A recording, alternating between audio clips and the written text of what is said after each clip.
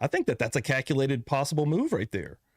That he, and I hadn't thought of that until you brought it up, dude, and I thought that was brilliant. I think that could totally be. I mean, dude, he's thought this through.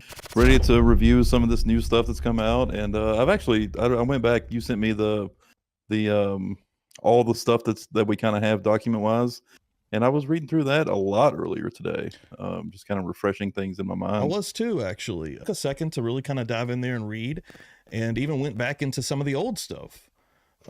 Yeah, I didn't make it through everything. It's like 166 pages, I think, something like that. Pretty deep. I think I made it pretty far though, maybe 80 pages. A lot of it, there's a lot of repeat stuff in there too that you can kind of skim over. Yeah, the very ended thing, I think it goes all the way back to the original PCA. Yeah. So yeah, that's kind of how we've seen before. They kind of have a lot of repeat stuff, but there's also a lot of interesting stuff in there. Yeah, the original PCA, the probable cause affidavit, you know, I mean, honestly, like I kind of skimmed it when it came out months ago, but it was interesting to me because the whole time as I was reading it, I was like, man, yeah, like this is probable cause. Like I think they had enough information. I think so too. To get the arrest. They've proven that I think the PCA proves that the arrest was justified. I think so too, man. I actually watched a video. Shout out to Subconscious Mouth. I watched his. I'm assuming it's his most recent video. It actually popped up on my feed, and I was like, yeah, let me check this out. And I watched it, and he's talking about in his latest video about how probable cause, is subjective. It's based on the judge has to say, is this probable cause enough to make to do a search warrant or to make an arrest or whatever. So much is in life, right? And in my opinion, it was enough. I think it was. We're going to dive into it here and look at some of this stuff. Speaking of Subconscious Mouth, he reached out to me this week as well, and I reached back to him, and I'm going to try to get him on the show hopefully within the next week, or maybe next week's show. See if he'd be down to come back on, because yeah, he makes some really cool videos, and he has like a different insight that gets just like that live episode we did with him. Man, it was just like a think tank. It ruled. Yeah, I like the way he talks, and I like the way he puts a lot of thought into the content he makes. I think he doesn't just make a video to make a video to get views and things like that. He really puts a lot of thought into the content that he creates, and I can respect that. That's pretty sweet. Yeah.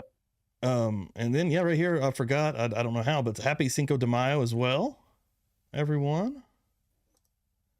Jamie, thank you for coming through here. Joe Billings, the probable cause to arrest Kohberger is used to acquire the warrant to search the Kohberger castle. Yeah, and I was reading through that earlier, how they were presenting it to the judge to essentially say, does this satisfy the court? Is this enough to? And they thought it was. So. Yep. I mean, we can get into it as we go on, but yeah, let's do that. Let's just break it down a little bit at a time. And I'm sure everybody has seen the new body cam of him being pulled over in October, 1 month before the killings, literally 1 month. Something I want to point out about this is, me and Stevie were kind of texting back and forth earlier as I was reading through all the documents that we have. Something that stuck out from this video that I didn't pay attention to from the documents when they were released earlier in the year is how he has Pennsylvania plates here, and he switched over to Washington plates later because he had to renew his registration in November anyway. And you see that in this video where the officer is reading out his registration saying, oh, it expires, looks like November, yada, she kind of points that out. That's something that I totally skimmed over, maybe even didn't read at all originally. Yeah. How he had Pennsylvania plates originally, which is not required to have front and back plates. You only need back plates there. And in Washington, you have to have front and back. So when he renewed his registration, he had front and back. And it specifically states in the PCA that they were looking for a white Elantra with no front plate. Right, exactly. And we were talking about this earlier privately, and we're kind of going back and forth. And I was, thinking, I think that that's a calculated possible move right there. that And he, I hadn't thought of that until you brought it up, and I dude, thought that was brilliant. I think that could totally be. I mean, dude, he's thought this through. You know, if we're going to go down the way of him actually, I mean, hell, he's in this position. Okay, he's not convicted yet, but they have a reason for holding this man. And that could be a calculated move, man. He knows that he's going to be everywhere's cameras. He knows he's going to be seen multiple times. Hell, he might have made it a point to make all those weird turns, so he could have been seen. Make sure they get this fucking car with no front plate, right?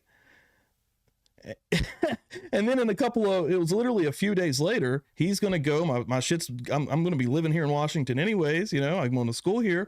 I've got to get this registration flipped over to Washington. All of a sudden, you know, I'm not driving a car without a front. That to me sounded pretty calculated, quite honestly. Not a front plate, but a completely different license plate number altogether. Oh yeah, and completely different license plate. Absolutely, dude. Yeah, that right there stood out to me while reading back through this. Absolutely, like it started making me think, like, whoa, that's a fucking smart move, and I do think he's a smart guy. And to add to that, he knows he's going to have to renew his registration in November. So that's why he commits the crime in November, because it's not going to look weird that he all of a sudden changed his plates. Yeah, dude. Because it was coming up anyway. He had to do it anyway. Kept all of his appointments that following week after to make sure nothing was strange. It's pretty smart. You know, if that's how his mind was working. It would have been a smart move.